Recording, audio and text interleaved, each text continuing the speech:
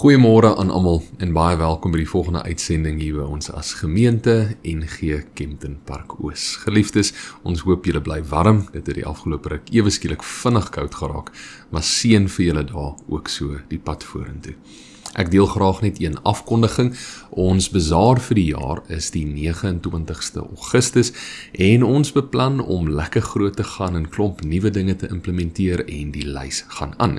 So indien enige een van julle op een of ander manier betrokke sal wil raak, sal wil uithelp dalk op die dag, geliefdes, julle kan gerus vir my 'n boodskap stuur en die van julle wat dalk nou nie my nommer het nie, heel aan die einde van die erediens, nadat Dominee Braam of ek die seën uitgespreek het, verskyn al so witterige skerm, daarop is my kontakbesonderhede as ook die kerkkantoor en Dominee Braam. En so geliefdes, as julle dink julle sal graag wil uithelp, as dit dalk met 'n paar pannekoeke maak is, of jaffles, of by die koekiestafel, wat ook al die geval mag wees, stuur vir my 'n boodskap en dan kan ons dit daar verder vat. Maar geliefdes, dit ons afkondigings. Ek begin deur vir ons 'n wotum te lees en dan nadat ek die gedeelte gelees het, gaan ek 'n oomblik van stilte gee. Ag my Here, my God, U het die hemel en die aarde gemaak deur U groot mag. Niks is vir U onmoontlik nie. Ek gee 'n oomblik van stilte.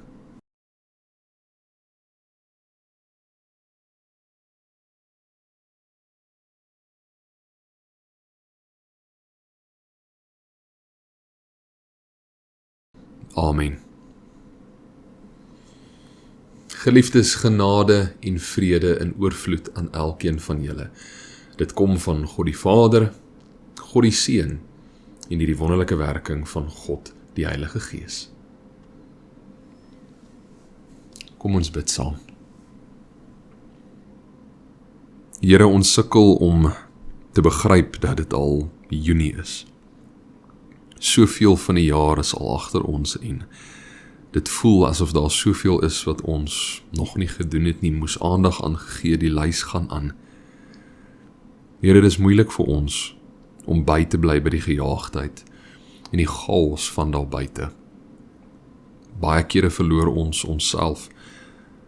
Ons verloor dit waarvoor ons lief is, dit wat vir ons werklik belangrik is. En ons wil eerlik wees en vandag vir U sê, Here, baie kere is dit U. Baie kere sukkel ons so om kop bo water te bly, met al die verantwoordelikhede en die verpligtinge van daar buite, dat ons vergeet om net stil te word by U, by U voete te gaan sit en net te fokus op U liefde, U versorging en U vertroosting. Ons vra asseblief, Here, dat ons nooit sal vergeet van wat werklik vir ons belangrik is nie. En dit is ons verhouding met U, wat dit beteken om U kind te wees en 'n verskil te maak in hierdie wêreld van vandag. Here, baie kere aanskou ons ook dit wat in hierdie wêreld gebeur as onmoontlik, dat ons nie deurbraak kan maak nie. En baie kere projekteer ons dit op U. Ons vra asseblief, Here, dat die Gees wat 'n vaste woning in ons gekry het, dat dit ons oë sal kom oopmaak tot die waarheid. Soos die gedeelte wat ek gelees het in die wotum, Here, niks is vir U onmoontlik nie. Help asseblief dat daardie waarheid sal deurdring tot ons harte. Dat dit nie net iets sal wees wat ons sê nie, maar dat ons dit sal uitleef. Dat ons vertroue in U sal plaas.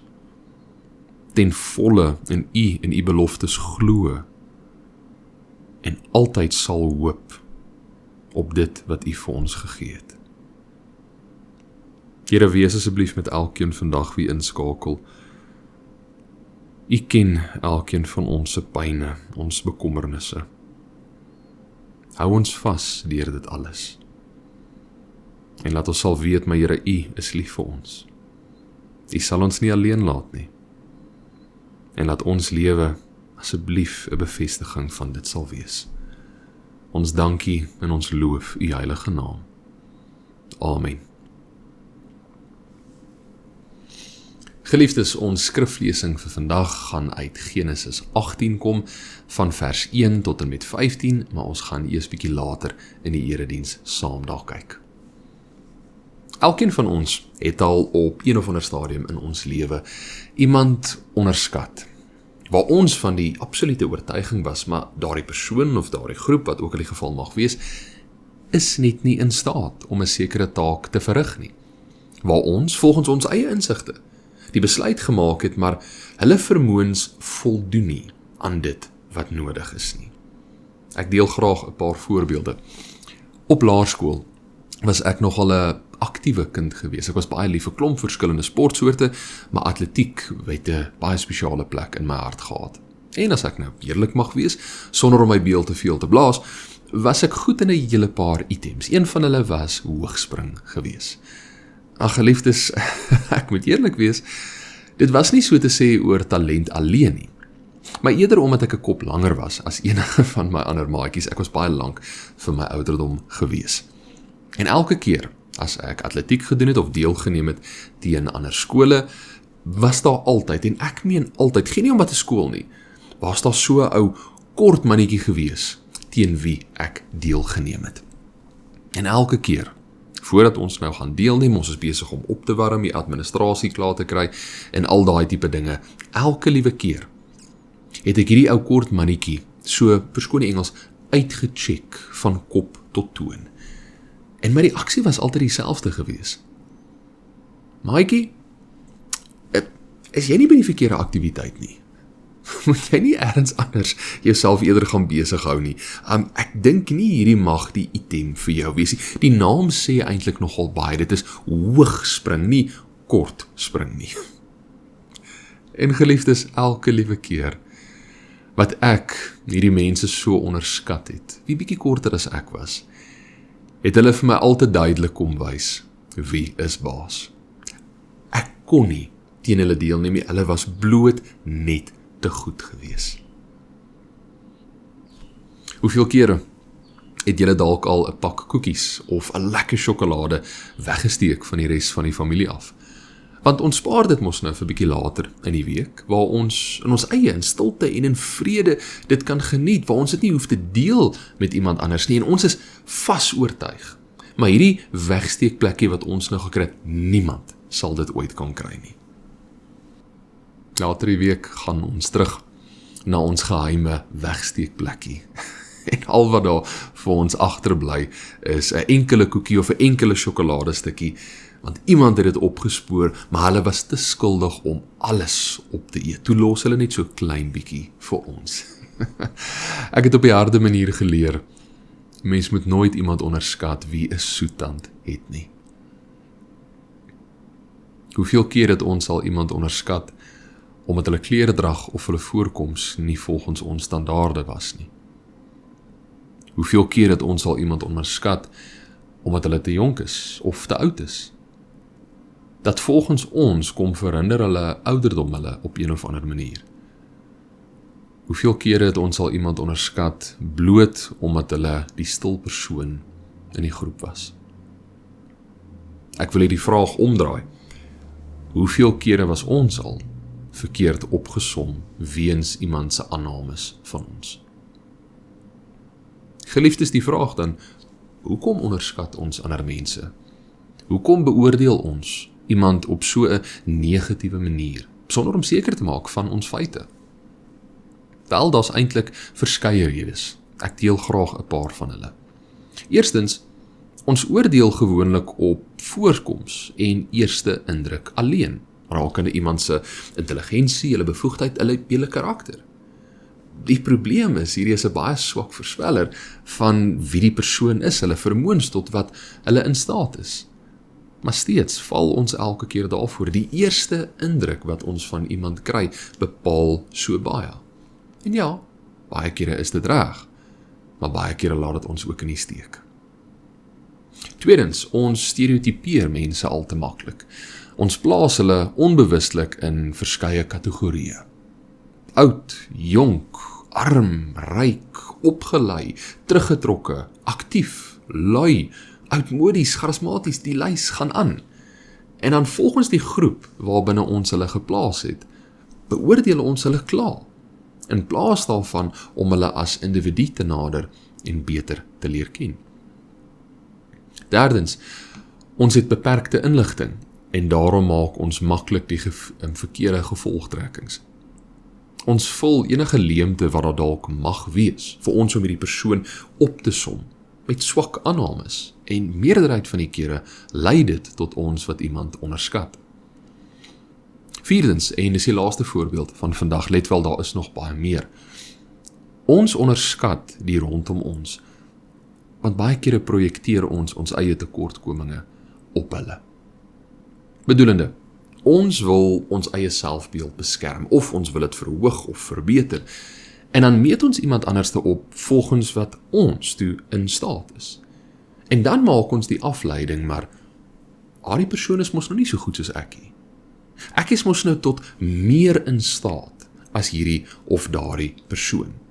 En as ons nou al met 'n sekere probleem gesukkel het vir hoeveel jare, of ons kan nie deurbraak kry nie, dan sê ons maar, wat in die lewe laat hulle dink, hulle gaan dit kan regkry.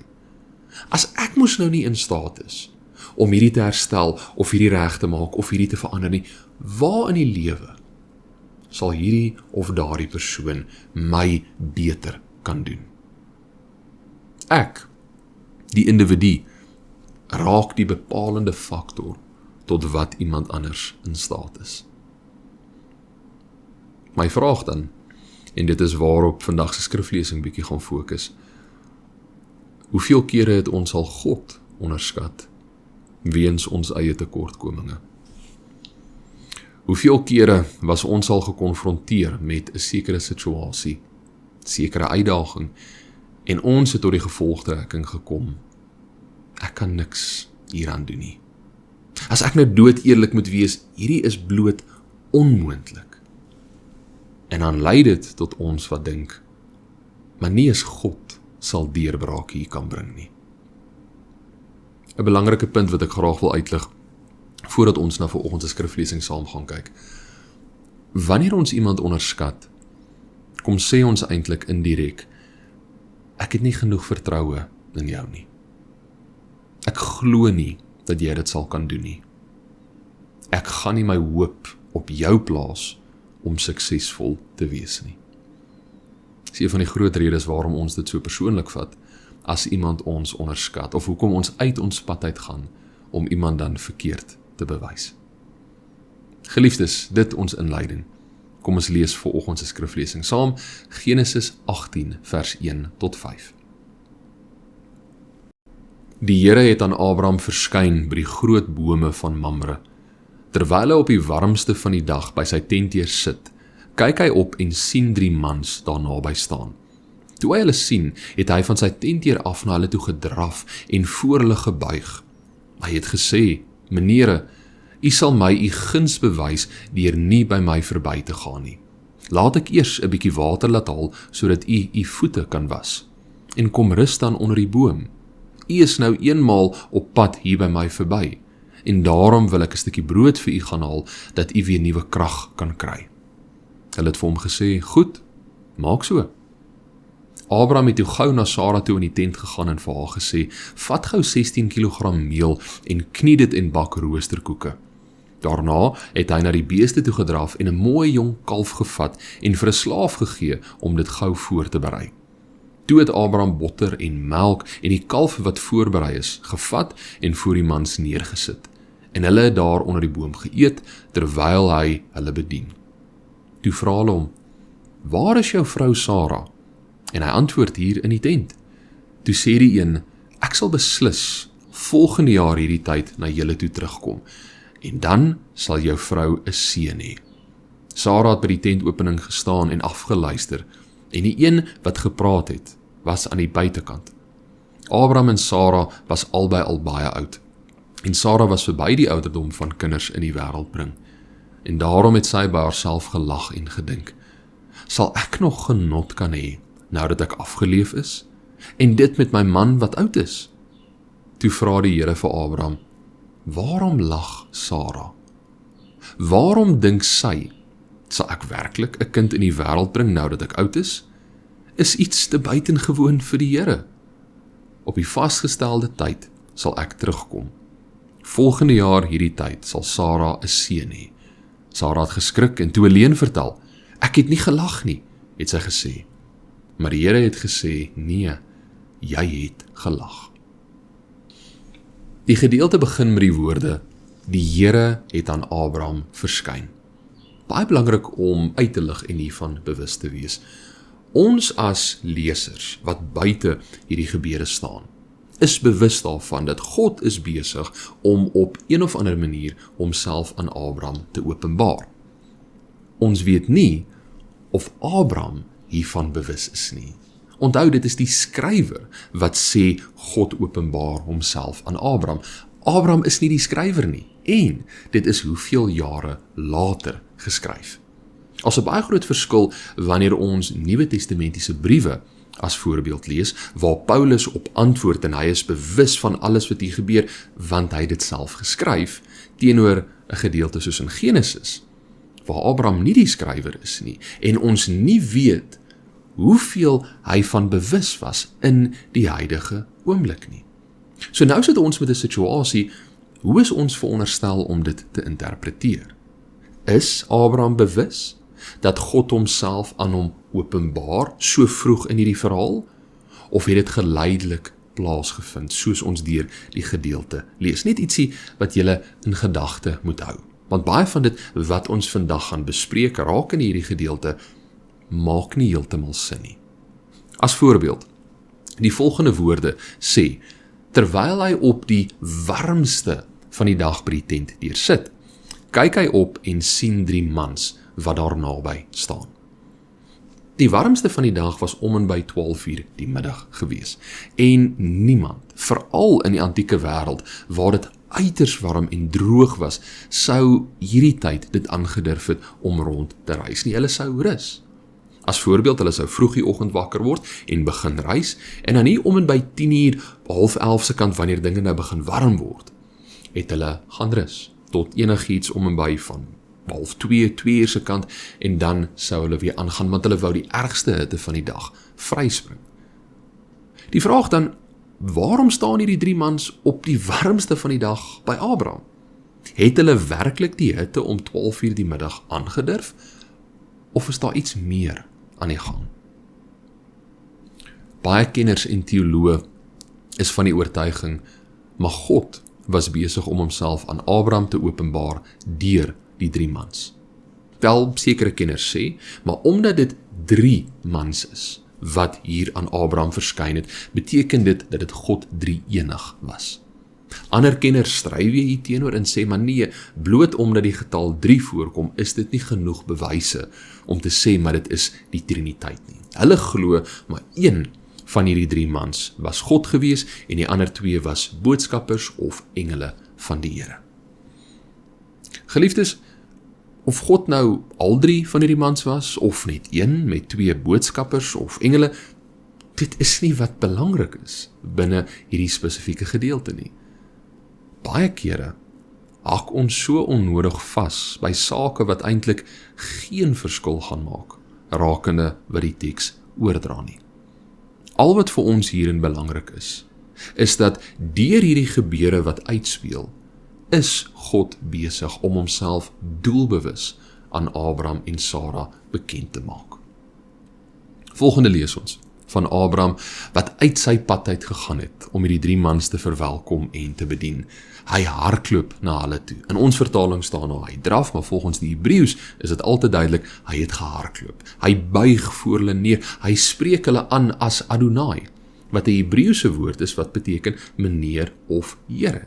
En hierdie woord Adonai word gebruik om na die Here toe baie kere te verwys. Hy gaan na Sara toe vinnig en hy vra vir haar om vir hulle brood te bak. Hy draf na sy beeste toe en hy kry 'n jong kalf en gee dit vir 'n slaaf om voor te berei, saam met dit nog botter en melk.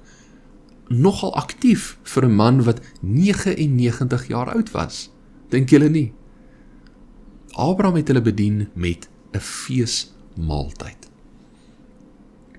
Kenners stry oor hierdie gebeure ook. Waarom sou Abraham so uit sy pad uit gegaan het vir 3 vreemdelinge? Wel, binne die Joodse geloof, Judaïsme, was daar uiters baie klem geplaas op die versorging van 'n vreemdeling. Dit het deel gevorm van wie hulle was as die uitverkore volk, om 'n vreemdeling te verwelkom en uiteen se pad uit te gaan om seker te maak dat hulle gevoed is, gelukkig is, versorg is. Maar tot so 'n mate, soos wat Abraham hier doen, was vreemd gewees. In vers 6 sê Abraham vir Sara, vat gou 16 kilogram meel en knie dit en bak roosterkoeke. Geliefdes, die van julle wat al gebak het en nodig gehad het om meel in water te knieg tot 'n lekker deeg, sal verstaan hoe uitdagende taak hierdie sou gewees het en hoe lank dit sou gevat het. En as ons dan min of meer na hierdie situasie kyk, as om en by 16 kilogram meel, hoeveel water moet bygesit word, sout ensovoorts, sou dit uitgedraai het na om en by 28 kilogram roosterkoeke. Dis baie werk. Party-kenners sê, maar hy het so te kere gegaan, omdat hy geweet het. Maar die wie hier voor hom staan is die Here. Abraham die gasheer en God die gas. Anders sê weer, maar nee, Abraham het nie geweet nie. Hy was bloot net besig om sy verantwoordelikheid as Jood uit te leef. Toe gebeur daar nog 'n vreemde ding. Hulle vra vir hom in vers 9, waar is jou vrou Sara? En in vers 10 sê hulle, maar oor 'n jaar sal hulle terugkom en dan sal hulle 'n seun hê. Hoe het hulle geweet wat sy vrou se naam was? Hy het dit nie aan hulle bekend gemaak nie. En nog erger, hoe het hulle geweet dat hulle 'n kind wou gehad het? Sara was 89 jaar oud en Abraham 99. Wat 'n vreemde ding. Om vir so 'n ou paartjie te sê op hulle ouderdom, daardie tyd in hulle lewe, oor 'n jaar sal julle 'n kind kry. Hierdie gee vir ons meer sekerheid. Maar die 3 mans was God wat homself aan Abraham geopenbaar het, want niemand anderste was bewus daarvan dat hulle 'n seun wou gehad het nie. Onthou, as ek nou bietjie terug kan gaan, God het met Abraham 'n verbond gesluit. Hulle het in 'n verhouding ingetree en in hierdie verbond het God vir Abraham gesê, ek sal jou 'n groot nasie maak en jou seun, Genesis 12 vers 2. Vir Abraham, om 'n groot nasie te kan kry, 'n nageslag te kan hê, moet hy 'n kind kry deur wie hierdie nageslag kan groei. En in Genesis 17, hierdie hoofstuk voor hierdie, verse 15 tot 16, het God vir Abraham gesê, maar ek sal vir Sara seën en vir jou 'n kind uit haar uitgee. Sara wat by die tentopening gestaan het en afgeluister het toe by haarself gelag, toe sy gehoor het wat hierdie man te sê gehad het. Let wel, sy was nie die enigste een wat hiervoor gelag het nie. Baie kere as ons hierdie gedeelte so alleenlik lees, dan sien ons Sara in 'n slegte lig. Toe God vir Abraham gesê het, maar hy sal vir Sara seën en vir hom 'n seun uit haar gee, in Genesis 17, toe het Abraham ook gelag. Gaan lees gerus Genesis 17, verse 16 tot 17. Maar waarom het sy gelag? Waarom het sy en Abraham vir hierdie nuus gelag? Wel, hulle was bewus van hulle eie tekortkominge. Biologies gesproke was albei van hulle heeltemal te oud om nog 'n kind te kon kry. En hulle eie beperkings, hulle eie tekortkominge, het hulle op God geprojekteer en hom daardeur onderskat. Volgens die limiete wat aan hulle gekoppel was, het hulle gedink, maar die Here sal nie eers hier 'n sukses van kan maak nie. In verse 13 en 14 staan daar die volgende. Toe vra die Here vir Abraham, waarom lag Sara? Waarom dink sy, sal ek werklik 'n kind in die wêreld bring nou dat ek oud is? Is iets te buitengewoon vir die Here. Op die vasgestelde tyd sal ek terugkom. Volgende jaar hierdie tyd sal Sara 'n seun hê. Enige twyfel of hierdie 3 mans God was of bloot net vreemdelinge word hier tot ruste gebring. God vra vir Abraham, waarom lag sy? En saam met dit is die Here wat hier sê, oor 'n jaar sal ek weer terugkom. presies soos wat die mans vroeër gesê het, en dan sal sy 'n seun hê. God het homself aan Abraham en Sara geopenbaar om hierdie wonderlike nuus met hulle te kom deel, dat dit waarvoor julle al vir hoe lank wag, wat julle nodig het vir hierdie nageslag om te kan groei, 'n kind gaan ek vir julle gee. Ek sal dit gee, want ek is getrou, en ek gaan nie terug op my beloftes nie. Geliefdes, ek het 'n baie sterk vermoede dat hier 'n hele klompie van ons is, indien nie almal nie, wat iets van onsself in die reaksie van Sara en ook Abraham raak gelees het. Waar ons dalk al ook gelag het vir die beloftes van God. Nie noodwendig hardop nie, maar by onsself hier in ons harte. Waar ons gekyk het na ons eie omstandighede, ons uitdagings, ons tekortkominge, en ons tot die gevolgtrekking gekom het, Here, hierdie is eenvoudig net nie moontlik nie. Maar die wonder van hierdie gedeelte is nie dat Abraham en Sara se geloof so groot was en deurbraak gemaak het nie, maar eerder dat God getrou gebly het, te midde van hulle twyfel. God het nie sy verbond met hulle verbreek, toe Sara gelag het nie. God het nie sy belofte teruggetrek, toe bietjie vroeër toe Abraham, dit wat voor hulle gelê het, die onmoontlike om 'n kind te kry, nie wou aanvaar nie. Nee. Inteendeel, het God hulle kom herinner van een belangrike waarheid. Is iets te buitengewoon vir die Here? En geliefdes, dieselfde vraag kom weer klink vanoggend in ons lewens. Is ons uitdagings te groot vir die Here? Is ons pyn, ons verlede, ons verlies, ons tekortkominge buite sy mag? Genesis 18 kom gee vir ons 'n duidelike antwoord. Nee. Daarom wil ek elkeen van julle vandag kom herinner en aanmoedig, moet nooit die Here onderskat nie. Ons moet nooit ons eie tekortkominge, ons eie beperkings gebruik as maatstaf om God op te meet nie. Want niks is vir hom te groot nie. Kom ons vertrou, kom ons glo, kom ons hoop met alles in ons. Dat gee nie om wat die uitdaging in ons lewe is nie. Gee nie om watter brug voor ons is nie. Die Here kan deurbraak bring in ons lewens. Ek sluit af met Jeremia 32 vers 17, is die gedeelte wat ek tydens ons votum gelees het. Ag, Here my God, U het die hemel en die aarde gemaak deur U groot mag. Niks is vir U onmoontlik nie. Amen. Ek gee 'n oomblik van stilte.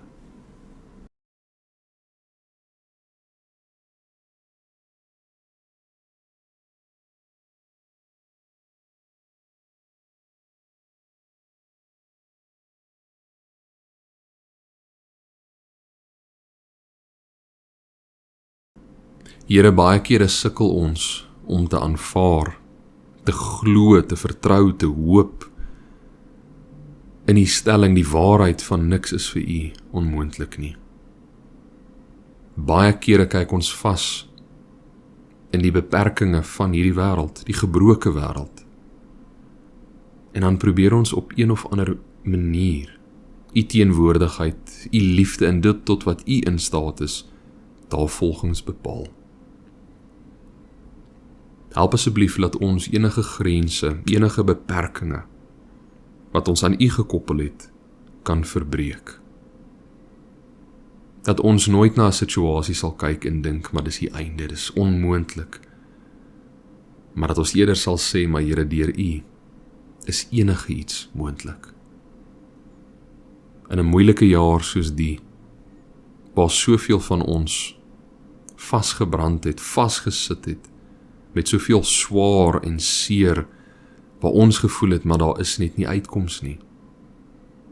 Het ons nodig om weer nederig te word, te getuig, maar ons Here, ons God, kan enige iets doen. Dankie vir hierdie waarheid wat weer aan ons oorgedra word. En help asseblief dat ons dit met alles in ons sal uitleef. Amen. Geliefdes, ontvang die seën van die Here. Die genade van ons Here Jesus Christus en die liefde van God ons Vader en die teenwoordigheid van die Heilige Gees sal met elkeen van julle wees tot in lengte van dae. Amen.